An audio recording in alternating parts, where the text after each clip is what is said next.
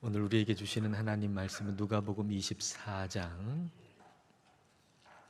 36절부터 53절까지 말씀입니다. 우리 한 절씩 교독하겠습니다.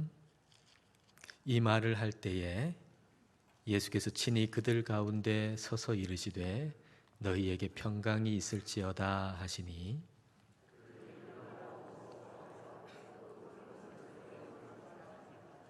예수께서 이르시되 어찌하여 두려워하며 어찌하여 마음에 의심이 일어나느냐.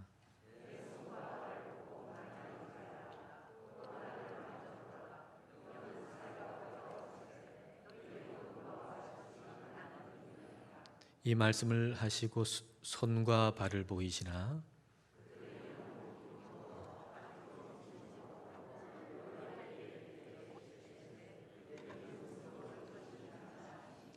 이에 구운 생선 한 토막을 드리니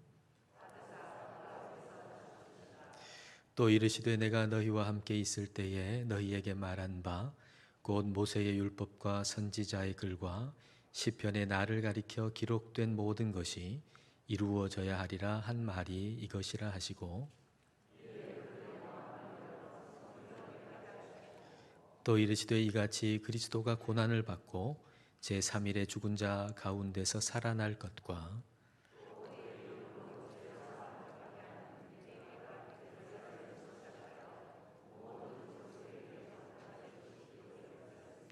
너희는 이 모든 일의 증인이라.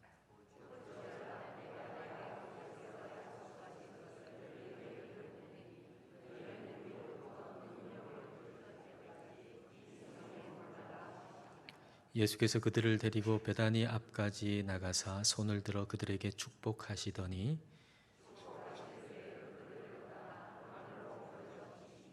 그들이 그에게 경배하고 큰 기쁨으로 예루살렘에 돌아가 늘 성전에서 하나님을 찬송하니라. 아멘. 자동차의 핸들을 오른쪽으로 돌리면 바퀴가 오른쪽으로 방향을 틀고 차는 오른쪽으로 움직입니다. 자동차의 핸들을 왼쪽으로 돌리면 차의 바퀴는 왼쪽으로 움직이고 차는 왼쪽으로 방향을 틉니다. 핸들과 바퀴가 무관하지 않다는 얘기입니다. 마찬가지로 하나님의 기록된 말씀을 아는 것과 삶은 무관하지 않습니다. 하나님의 기록된 말씀을 읽고 듣고 알고 믿었는데 삶은 그 말씀과 전혀 무관한 삶을 산다는 것은 있을 수가 없다는 얘기죠. 성경이 우리에게 말씀하시는 아주 중요한 사실 가운데 하나는 예수님께서 이 땅에 우리와 같은 육체, 몸을 가지고 오셨고 그리고 예수님께서 다시 사신 것, 부활하신 것도 역시 몸으로 부활하셨다는 것입니다.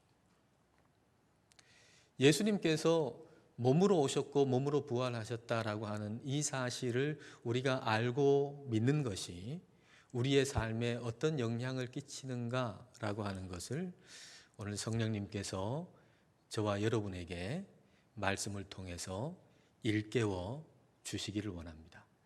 자, 먼저 37절 말씀을 보겠습니다. 그들이 놀라고 무서워하여 그 보는 것을 영으로 생각하는지라.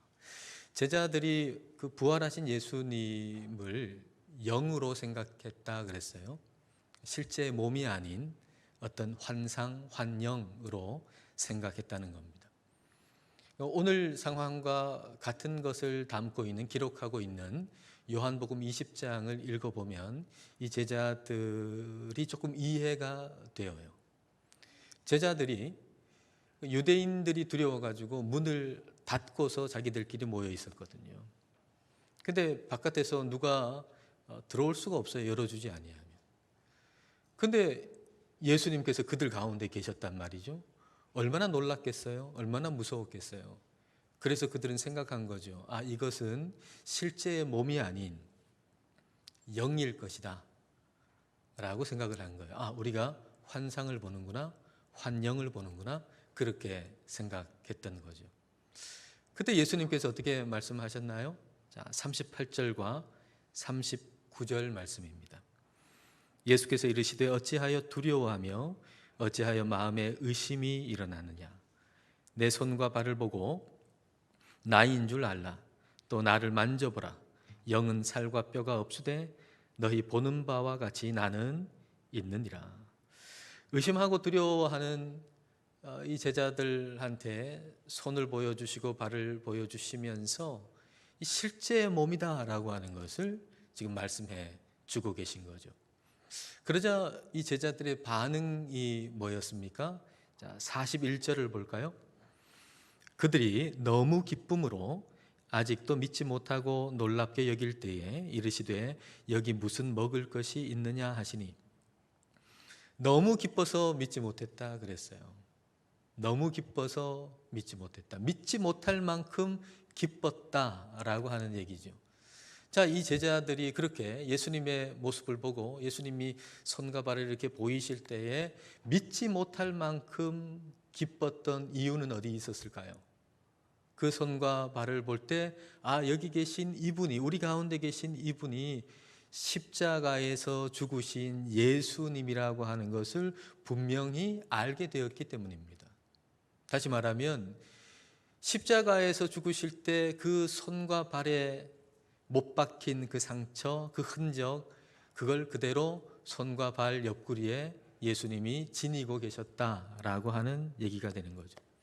이것만으로도 예수님은 부활하신데 그게 몸의 부활이라고 하는 것을 분명하게 알 수가 있습니다. 그런데 예수님께서는 한 번 더 분명하게 또 보여주시죠. 먹을 게 없냐? 그리고 생선 한 토막을 드셨습니다. 자, 여기까지 예수님의 부활하신 몸이 어떤 몸인가 한번 정리해 보십시다.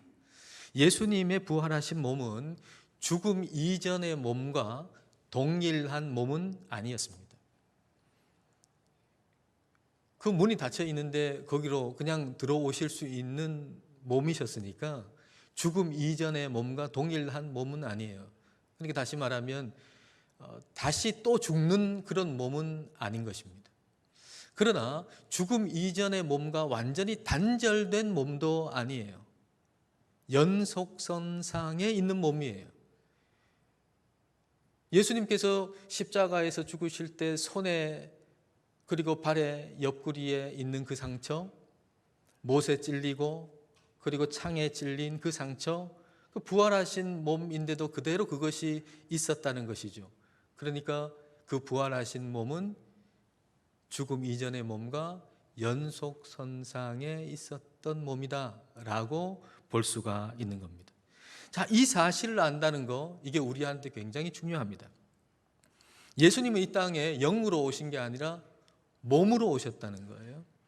그리고 예수님께서 다시 부활하실 때 그것은 영혼 불멸로 인해서 그 영이 다시 나타난 게 아니라 몸으로 다시 사셨다는 거, 이걸 우리가 안다는 거, 믿는다는 거, 우리에게는 굉장히 중요한 일입니다. 만일 우리가 그것을 믿지 않는다면, 예수님께서 이 땅에 오실 때 몸으로 오셨다는 거 믿지 않고 예수님의 부활이 그냥 그 정신의 부활, 그분의 어떤 사상, 이것이 계속 살아있는 것으로 생각한다면, 몸으로 부활한 걸 우리가 믿지 않는다면 우리의 신앙과 우리의 삶은 따로 떨어질 수밖에 없을 것입니다. 핸들을 아무리 돌려도 바퀴는 움직이지 않는 그런 차와 같을 수밖에 없는 거죠. 스콧 팩이라고 하는 사람, 미국의 정신과 의사였던 사람인데요. 이 사람이 책에 이런 이야기를 해요. 예수님께서 죽으시고 다시 사신 다음에 한 300년 동안에는 예수님을 따르는 사람들이 정말 그 삶에서 진정으로 예수님을 따르는 삶을 살았다는 거예요. 신앙이 곧 삶이었다는 것이죠. 그런데 콘스탄틴 대제가 313년에 기독교를 공인한 다음에는 예수님을 따른다고, 예수님을 주님이라고 고백하면서도 그 삶 가운데서는 예수님을 따르기를 거부하는 사람들이 생기기 시작했다는 거예요. 예수님을 주님이라고 그래요. 근데 실제 삶에서는 예수님의 말씀대로 안 살아요. 그렇게 살려고 노력도 안 해요. 오히려 그 말씀대로 사는 걸 거부해요. 그런데도 나는 예수님 따르는 사람이다라고 자연스럽게 얘기하는 거예요. 무엇이 그렇게 되도록 만들었을까 하는 거죠. 그래서 미국 교회를 가만히 아주 상세하게 살펴봤답니다. 미국 교회를 가만히 살펴보니까 한 가지 명확한 해답을 얻었답니다. 그 명확한 해답을 이렇게 표현했어요. 유사 가현설. 여러분, 가현설이라고 하는 거 여러분 다 아시죠? 가현설, 말 그대로 가짜로 나타났다는 거죠. 예수님께서 이 땅에 오신 것은 몸으로 오셨는데 그 몸은 진짜 몸이 아니고 몸으로 그냥 이게 보이는 환상이다, 환상이었다라고 하는 거예요. 그러니까 예수님이 진짜 몸으로 오신 게 아니고 몸으로 오신 것으로 보였다라고 하면 몸이 부활하는 거 이것도 별 의미가 없게 되는 거죠. 물론 미국의 그리스도인들은 알아요. 이 가현설이 이단이라고 하는 사실을. 왜냐하면 배웠잖아요. 뭘 배웠죠? 예수님은 완전한 인간이고 완전한 하나님이라고 하는 이 역설적인 교리를 배웠어요. 그래서 가현설은 이단이다라고 하는 걸 알고 있어요. 근데 그 마음 뿌리 깊은 곳에 이 가현설과 비슷한 거, 유사 가현설이 있더라는 거예요. 그게 뭐겠어요? 예수님은 하나님이시니까 그렇게 살 수 있었고 나는 몸을 가진 사람이니까 그렇게 못 살아 라고 생각하는 것. 이게 말하자면 유사 가현설이에요. 예수님은 하나님이셨잖아. 그러니까 그렇게 사셨지. 근데 나는 몸을 가진 사람이잖아. 근데 내가 어떻게 그렇게 살아? 그 마음 뿌리 깊은 곳에 있는 이 유사 가현설로 말미암아서 삶과 신앙이 동떨어져도 괜찮은 주님의 말씀대로 살아야 된다라고 하는 그 책임감에서 면제돼 버렸다는 거예요. 자, 우리가 이 스코펙의 이야기를 우리가 한번 들으면서 생각하면서 우리가 우리 자신에게 한번 물어봐야 될 것은 우리 마음에도 유사 가현설이 없는가라고 하는 거예요.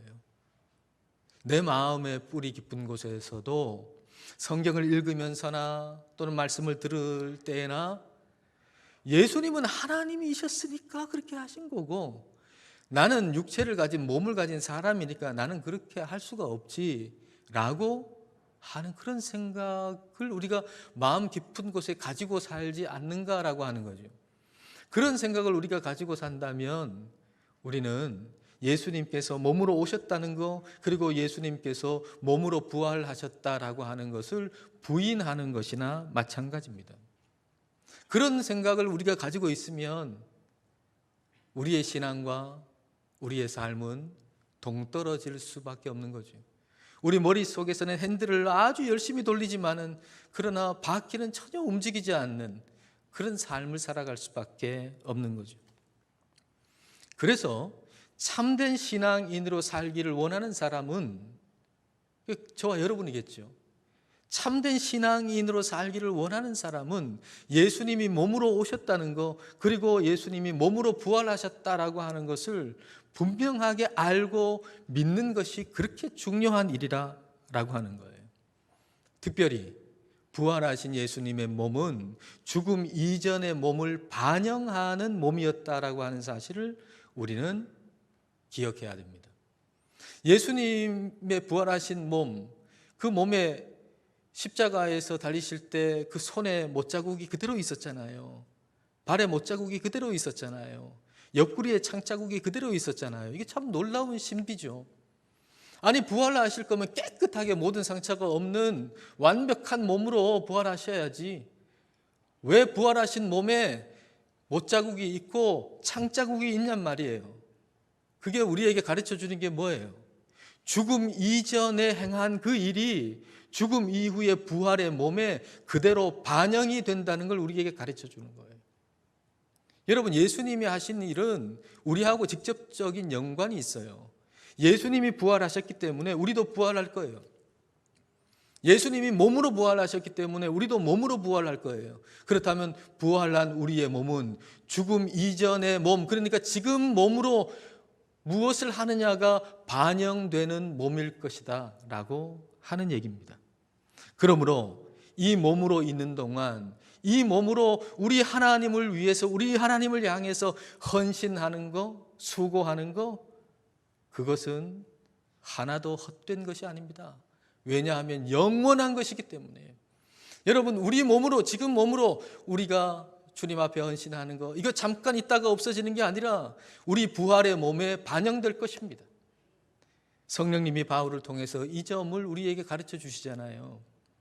고린도전서 15장 말씀에 바울이 그 몸의 부활에 대해서 말씀하시거든요. 예수님의 부활은 이게 영혼 불멸이 아니에요. 몸의 부활이에요. 우리의 부활도 영혼 불멸, 영만 사는 게 아니에요. 몸이 다시 사는 거예요. 근데 그걸 얘기하고 나서 마지막 결론이 뭐죠? 우리는 몸으로 부활한다. 예수님이 그랬던 것처럼. 이걸 이야기하고 나서 마지막 결론이 고린도전서 15장 마지막 절 58절이에요. 자, 고린도전서 15장 58절. 그러므로 내 사랑하는 형제들아, 견실하며 흔들리지 말고 항상 주의 일에 더욱 힘쓰는 자들이 되라. 이는 너희 수고가 주 안에서 헛되지 않은 줄 알미라. 수고해라, 힘써라. 너희의 몸으로 주님께 헌신해라. 아무리 어려워도 주님 위에 살아라. 그건 하나도 헛되지 않다. 왜냐하면 그렇게 주님 위해서 헌신한 그 모든 것이 부활의 몸에 반영될 것이기 때문이다 라고 하는 것이죠. 예수님께서 십자가에서 당하신 그 고난, 그 흔적, 그거 그 손에 그 발에 그대로 있었잖아요. 근데 예수님께서 십자가에서 죽으실 때 그 손에 못이 박히고 발에 못이 박히고 창으로 찔리고, 이거 얼마나 비참한 최후입니까? 그렇지 않습니까? 저 사람이, 한 사람이 지금 죽는데 편안하게 죽는 게 아니고 십자가에 못이 박혀가지고 저렇게 죽는다라고 할 때 얼마나 비참한 최후입니까? 근데 그 상처는 예수님의 영광이었고 하나님의 영광이었습니다. 하나님의 영광이라고 하는 것은 하나님의 뜻이 이루어졌다는 얘기죠. 하나님의 뜻을 이루기 위해, 하나님의 뜻에 순종하기 위해서 받으신 그 상처는 예수님의 부활의 몸에 별과 같이 빛나는 것이었습니다. 여러분, 우리도 그럴 겁니다. 저와 여러분도 그럴 겁니다.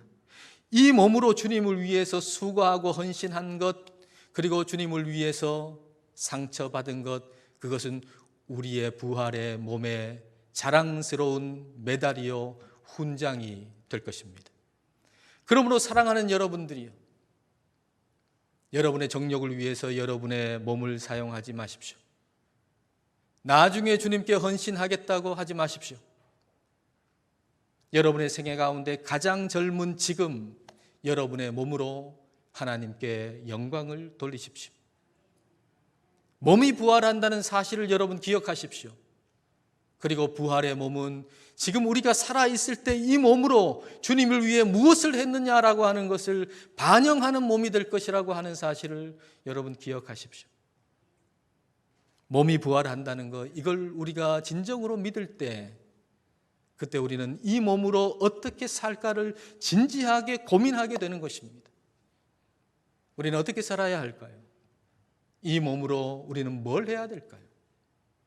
예수님께서는 제자들에게 말씀으로 그것을 가르쳐 주십니다. 45절과 46절입니다. 이에 그들의 마음을 열어 성경을 깨닫게 하시고 또 이르시되 이같이 그리스도가 고난을 받고 제3일에 죽은 자 가운데서 살아날 것과 죽으시고 다시 사신다는 거, 예수님께서 죽으시고 다시 사신다는 게 성경에 기록되어 있다. 그리고 성경에 기록된 그대로 내가 행했다라고 하는 것이죠. 그렇다면 우리가 할 일은 뭘까요? 우리가 할 일 역시도 성경에 기록된 그 일을 행하는 것, 그게 저와 여러분이 할 일입니다. 자, 그 다음 절 47절과 48절을 보십시오. 또 그의 이름으로 죄 사함을 받게 하는 회개가 예루살렘에서 시작하여 모든 족속에게 전파될 것이 기록되었으니 너희는 이 모든 일의 증인이라. 죽으시고 다시 사신 예수님, 그 예수님의 복음을 전하는 것, 그 예수님을 믿고 회개하고 죄사함을 받고 그리고 하나님의 자녀가 되는 그 복음을 전하는 일이 예루살렘으로부터 모든 민족에게 다 전해진다라고 하는 게 성경에 기록되어 있는데, 그 기록된 것을 행하는 것, 그게 바로 저와 여러분이 해야 할 일이라는 거예요. 저와 여러분이 이 몸을 가지고 해야 할 일, 부활의 예수님의 증인이 되는 것입니다. 주님의 증인으로 사는 것입니다. 부활하신 주님은 제자들에게 나타나셔서 바로 이 사명을 주신 거예요.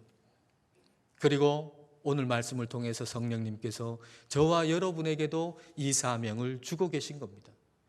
여러분, 이 사명을 받는 일에 우리 중 한 사람도 예외가 되거나 제외가 되어서는 안 됩니다. 우리 주님께서 이 말씀을 통해서 우리에게 이 사명을 주셨는데, 이 사명을 주시는 일에 지금 이 중에 한 사람도 제외가 돼서는 안 된다는 것입니다. 여러분, 이 장면을 생각하면, 예수님께서 제자들에게 사명을 주시는 이 장면을 생각하면 정말 안타까운 사람 한 사람이 떠오르지요. 그 사람 누군가요? 가룟 유다잖아요. 오늘 본문에 보면은 예수님께서 부활하신 그 몸을 제자들한테 보이셨어요. 그리고 승천하실 때에도 그 승천하시는 장면을 제자들이 봤어요. 근데 그 자리에 가룟 유다가 있었으면 얼마나 좋았을까요? 예수님이 12제자를 선택하셨는데 12명 다 그 자리에 있었으면 얼마나 좋았을까요? 그런데 가룟 유다는 스스로 포기해버렸잖아요. 스스로 목숨을 끊어버리고 말았습니다. 여러분, 의심하는 것보다 더 나쁜 거 포기하는 겁니다. 여러분 마음속에 정말 예수님 다시 사셨을까 하는 의심이 들 수도 있을 거예요. 예수님이 다시 사셨다는데 예수님이 진짜 몸으로 사신 게 맞을까라고 하는 의심이 들 수도 있을 거예요. 아니, 예수님의 그 말씀과 그 정신이 다시 살았다는 게 아닐까? 정말 몸이 다시 산 걸까? 그렇게 의심하는 분도 계실 거예요. 우리가 의심하는 것은 성장의 한 과정이에요. 여러분 마음속에 내가 예수님에 대해서 이런 의심이 일어나는데 예수님 날 사랑하시지 않는 거 아닐까? 이렇게 생각하시는 분이 있을지도 모르겠어요. 아니에요. 의심해도 괜찮아요. 의심해도 우리 예수님 여러분 사랑하세요. 이사야서 49장 16절에 우리 하나님께서 하나님의 손에 우리를 새기셨다 그랬어요. 엄마가 아들을 낳고 그 아들을 어떻게 잊어버리겠는가? 잊어버릴 수 없잖아요. 엄마가 자기 아들을 어떻게 잊어버려요? 그러나 혹 잊어버린다 할지라도 나는 너를 잊어버리지 않는다라고 말씀하시면서 내가 너를 내 손바닥에 새겼다라고 말씀하셨어요. 정말 그렇잖아요. 우리 예수님께서 우리를 사랑하셔서 십자가에서 죽으셨는데 십자가에서 그 손이 못에 박혔는데 부활하신 다음에 싹 없어졌나요? 아니요. 부활의 몸, 영원하신 몸, 다시 사신 그 몸에 우리를 위해서 십자가에서 죽으신 그 못자국이 그대로 남아있단 말이에요. 그게 뭐예요? 우리를 영원히 사랑하시겠다는 거죠. 그 못자국의 상처는 영원히 없어지지 않아요. 저와 여러분을 사랑하시는 하나님의 사랑은 영원히 없어지지 않아요. 우리가 주님을 의심하는 동안에도 주님은 우리를 사랑하세요. 의심해도 괜찮아요. 근데 의심하는 것의 의미는 알고 있어야 되겠죠. 우리 마음속에 의심이 일어나는 그 의미는 뭘까요? 내 이해의 한계에 도달했다는 거죠. 내 믿음의 한계에 도달했다는 거죠. 더 커야 할 때라는 거죠. 더 성장해야 할 때라는 거죠. 이거로는 안 되겠다. 너 지금 초등학교 6학년인데 거기서 그칠래? 이제 중학교 올라가야지. 이제 중학교 3학년인데 중학교까지 나오고 그만둘래? 고등학교 올라가야지. 이제 믿음의 학교가 시작이 된 거예요. 믿음의 학교에 학교종이 땡땡땡 울린 거예요. 그러면 어떻게 하면 돼요? 내 마음에 의심이 일어나는 것이 하나님의 믿음의 학교가 이제 시작되었다는 걸 알려주는 거라면, 아, 내가 더 자라야 할 사람이구나. 내가 더 커야 되겠구나. 아니, 지금 다 큰 게 아니잖아요. 더 커야 된다는 게 얼마나 소망이에요. 아, 내가 더 커야 되는구나. 더 자라게 해주시는구나. 그거 인정하고 더 열심히 우리 주님을 찾아야죠. 포기하지 않으면 반드시 찾을 것이고 우리는 그 의심 때문에 오히려 성장하게 될 겁니다. 가룟 유다가 나쁜 것은요, 찾는 노력 포기하고 그냥 포기해버린 거예요. 찾는 노력을 기울이지 않고 포기한 거, 이게 잘못된 거예요. 우리는 포기해서 안 돼요. 예수님께서 이 땅에 몸으로 오셨다는 거, 그것은 이 땅에 발을 딛고 사셨다는 거예요. 지지고 볶는 이 세상 속에서 우리 예수님께서 사셨다는 것이고 질퍽질퍽한 길을 걸어가셨다는 거예요. 고단하고 피곤한 삶 가운데서도 하나님의 뜻을 따라 사셨다는 거예요. 그렇다면 예수님께서 그렇게 사셨다면 우리도 그렇게 살 수 있어요.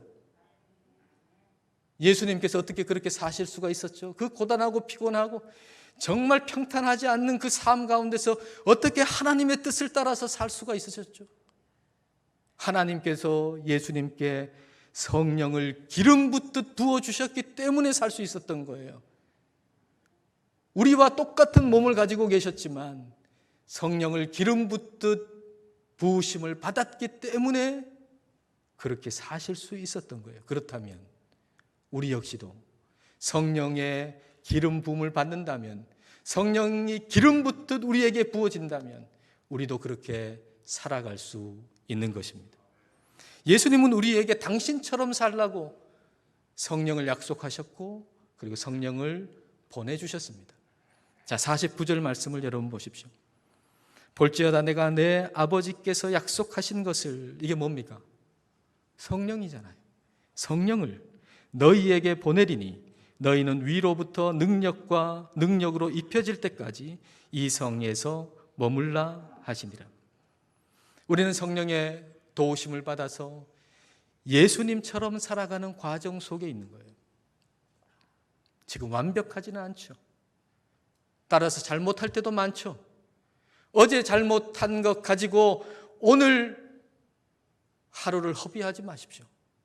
하나님께서 오늘을 우리에게 주신 이유는 어제 잘못한 것 가지고 후회하라고 오늘 하루를 주신 것이 아니라 좀 더 나은 삶을 살라고 오늘을 주신 거예요.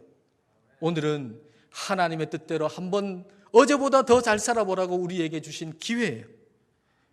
그렇게 우리가 포기하지 않고 성령님 안에 거하면 우리는 평생 자라게 될 것입니다.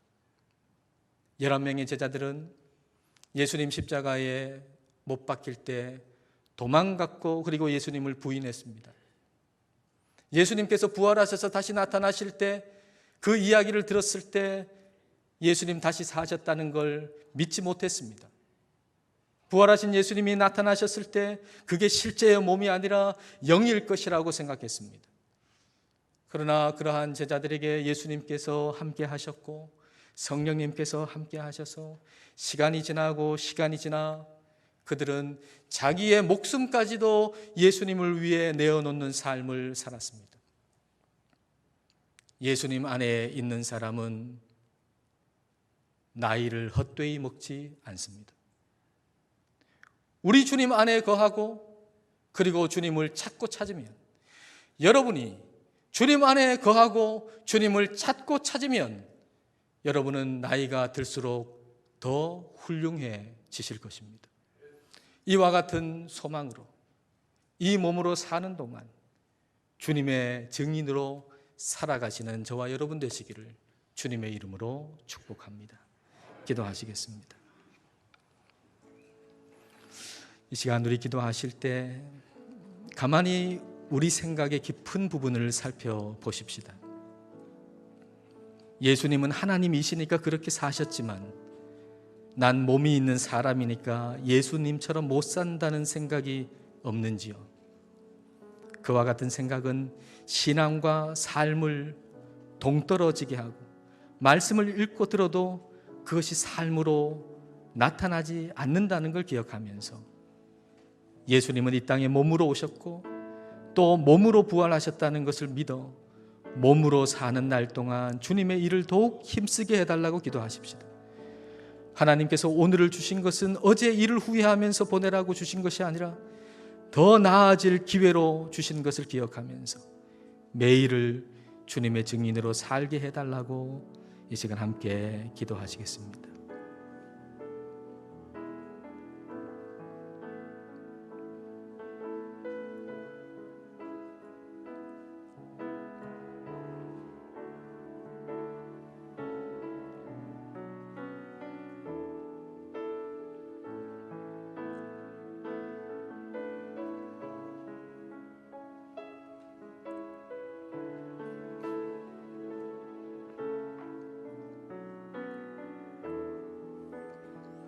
우리를 영원토록 사랑하시는 하나님 아버지, 하나님의 아들 예수님께서 이 땅에 우리와 같은 몸으로 오시고 또 몸이 부활하신 것을 알게 하시니 감사드립니다.